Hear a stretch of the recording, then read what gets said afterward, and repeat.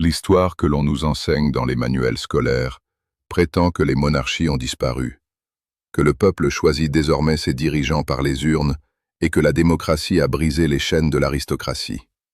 Mais, et si je vous disais que les couronnes n'ont jamais vraiment été retirées, qu'elles ont simplement été dissimulées sous des costumes de luxe et des cravates rouges?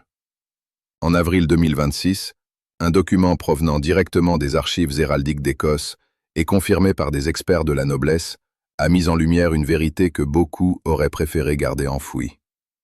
Lors de la visite d'État du roi Charles III aux États-Unis, des recherches généalogiques ont révélé un lien de sang direct entre Donald Trump et Charles III. Ils ne sont pas seulement des alliés politiques ou des figures de proue de la scène mondiale, ils sont cousins, descendants directs d'une lignée unique de pouvoir qui a survécu aux révolutions, aux exécutions et aux guerres mondiales. L'ancêtre commun se nomme John Stuart, le troisième comte de Lennox, un homme mort en 1526, mais dont le code génétique dicte encore aujourd'hui le rythme des plus grandes puissances de la planète. Ce que nous nous apprêtons à analyser n'est pas une coïncidence statistique, c'est le portrait d'un système qui opère à une échelle de temps que nous, simples mortels, parvenons rarement à saisir. Préparez-vous à pénétrer dans le dossier de l'entrelacement des lignées, où l'ADN est le véritable passeport pour la domination mondiale. Pour comprendre comment un milliardaire de l'immobilier new-yorkais et le souverain de la maison Windsor se retrouvent sur le même arbre généalogique, nous devons examiner les racines profondes de l'archipel britannique et de la noblesse européenne. D'un côté, nous avons Charles III, l'homme qui a attendu toute sa vie pour hériter du trône de l'une des institutions les plus anciennes et les plus riches de la Terre. La lignée Stuart, ou Stuart, est le pilier de la noblesse écossaise et britannique. Marie Stuart, reine d'Écosse, et les rois qui ont unifié les couronnes de l'île font partie de cette toile. De l'autre côté, nous avons Donald Trump, le symbole du capitalisme américain et du populisme de droite. Le récit officiel de Trump a toujours été celui de l'homme qui a bâti son propre empire à partir de rien. Mais ce que peu mentionnent, c'est l'origine de sa mère, Mary Ann MacLeod. Elle n'était pas seulement une immigrée écossaise ordinaire arrivée aux États-Unis en 1930 pour fuir la pauvreté de l'île de Lewis. Mary Ann portait dans ses veines la lignée du clan Mackay et des Sutherland. Des noms qui, en Écosse, sont profondément liés aux Highlands et à l'ancienne noblesse qui a fusionné avec la maison de Lennox par des mariages stratégiques au XVIe siècle. L'ancêtre John Stuart était le petit-fils du roi Jacques II d'Écosse. Il était l'incarnation même de l'État et de la terre. Lorsque nous analysons la trace qu'il a laissée, nous voyons que le pouvoir ne s'est pas dispersé avec le temps. Il s'est ramifié stratégiquement. Tandis qu'une branche de la famille maintenait le contrôle institutionnel en Europe via la monarchie parlementaire, l'autre branche traversait l'Atlantique pour établir les bases du pouvoir financier et politique dans la plus grande économie du monde. Ce phénomène n'est pas isolé. Il fait partie d'un maillage généalogique qui relie présidents américains, magnats de Wall Street et royautés européennes dans un réseau d'influence qui ignore les frontières nationales. Les preuves ne se trouvent pas sur d'obscurs forums Internet. Elles sont consignées dans des ouvrages de référence absolue comme le Burke's Peerage, la Bible de l'aristocratie mondiale. John Stuart de Lennox était un noble de haut rang, et sa descendance a été cartographiée par des historiens qui ne s'intéressent pas aux théories du complot, mais aux faits héraldiques. La confirmation que Trump et Charles sont cousins au 15e degré peut sembler une parenté lointaine pour le citoyen ordinaire. Mais dans le monde de la haute noblesse, c'est ce qu'on appelle la conservation de la lignée. Des documents révélés en 2026 montrent que la rencontre entre ces deux dirigeants n'était pas seulement diplomatique. C'était un sommet familial entre les branches d'une même dynastie. Le dossier indique que la maison Windsor a toujours tenu des registres détaillés des lignées ayant migré vers les colonies américaines. Pourquoi cela importe-t-il, vous demandez-vous? Cela importe parce que les détracteurs d'une élite mondiale soutiennent que le système financier international est contrôlé par un groupe fermé de familles qui se maintiennent au sommet grâce à des alliances invisibles. Si nous remontons le temps, nous verrons que presque tous les présidents des États-Unis possèdent des liens génétiques avec le roi Jean d'Angleterre ou avec la lignée Stuart.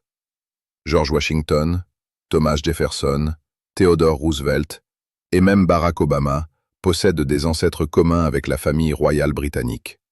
Ce n'est pas seulement Trump, c'est le système. Wikileaks et les fuites de bases de données généalogiques montrent que l'élite économique mondiale pratique ce que les sociologues appellent l'endogamie sociale. Ils se marient entre eux, ils investissent entre eux, et ils protègent leur lignée pour garantir que la richesse ne quitte jamais le cercle. En 2026, Trump a publié sur son réseau social à propos de ce lien, validant ce qui était auparavant traité comme de simples commérages d'historiens. Il ne parlait pas seulement d'ADN, il signalait son autorité à ceux qui comprennent le langage occulte du pouvoir. C'est ici que les choses deviennent vraiment étranges et défient la logique des probabilités mathématiques. Si nous revenons sur l'histoire des élections présidentielles américaines, nous verrons un schéma qui ne peut être expliqué par la seule coïncidence.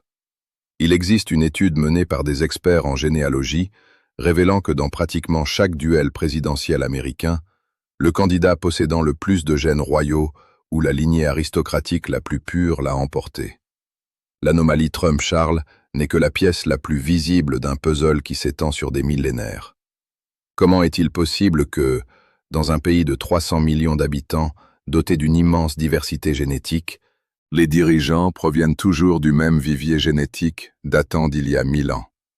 Si la démocratie était réellement ouverte à tous et que le mérite était le seul critère, les chances que cela se produise de manière répétée seraient quasi nulles. Il existe un patrimoine génétique du leadership qui est cultivé de manière invisible. Dans le cas spécifique de Trump, l'anomalie réside dans la vitesse à laquelle sa lignée MacLeod s'est connectée au sommet de la pyramide en seulement 2 générations sur le sol américain. Certains chercheurs en lignée interdite suggèrent que certaines familles sont préparées en dormance et maintenues dans des positions d'influence silencieuses jusqu'à ce que le moment soit venu d'occuper le devant de la scène. La reconnaissance de ce lien en avril 2026 n'était pas un impair de communication. C'était un signal pour les initiés et les autres familles de pouvoir. Une reconnaissance de son appartenance au club, dont la majorité de l'humanité ne pourra jamais franchir le seuil. Ils ne cachent plus les connexions. Ils attendent simplement que la population soit trop distraite par les luttes idéologiques pour ne pas remarquer que les 2 faces de la pièce appartiennent au même propriétaire. Les implications sont sombres et nous poussent à questionner la nature même de la liberté humaine.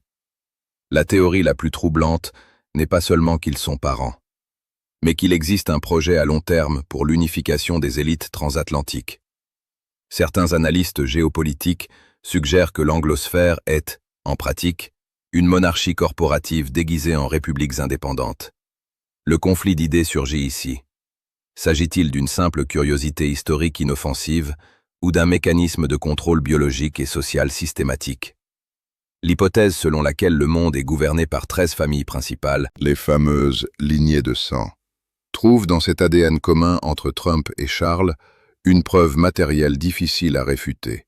Si vous contrôlez la masse monétaire, comme les ancêtres de ces hommes l'ont fait via les banques centrales et les concessions royales, et que vous contrôlez le récit politique via les médias qu'ils financent également, que reste-t-il aux citoyens ordinaires?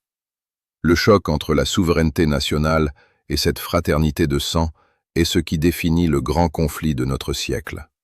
Quand Charles et Trump s'assoient pour discuter de l'avenir du système financier ou des nouvelles frontières de l'intelligence artificielle en 2026, ils ne parlent pas seulement en tant que représentants temporaires de leur peuple.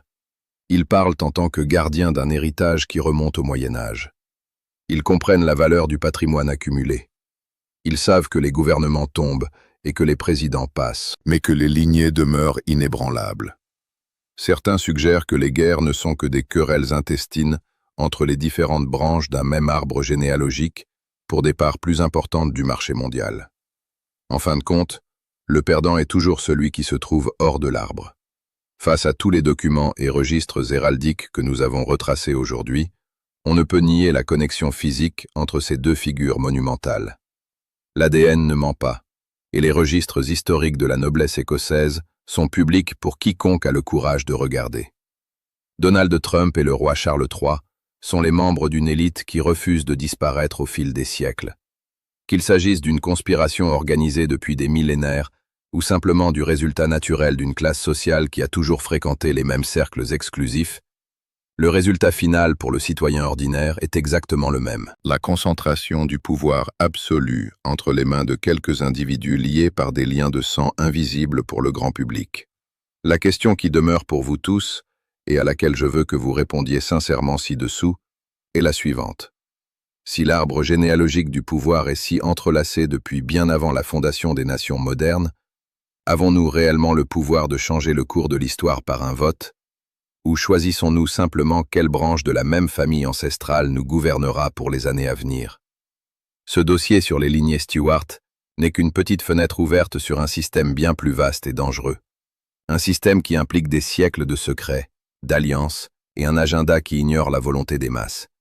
Je vous laisse à votre réflexion dans les commentaires. La parenté entre Trump et le roi Charles est-elle une simple coïncidence historique sans importance, ou la preuve définitive que le monde est la propriété privée de quelques familles puissantes? Si vous êtes arrivé jusqu'ici, vous faites déjà partie de ceux qui n'acceptent pas la surface comme seule vérité. N'oubliez pas de vous abonner pour accéder aux prochains archives occultes que nous déterrons. La vérité est écrite dans le sang, et nous continuerons à traquer chaque goutte de cette piste jusqu'au bout. À la prochaine archive.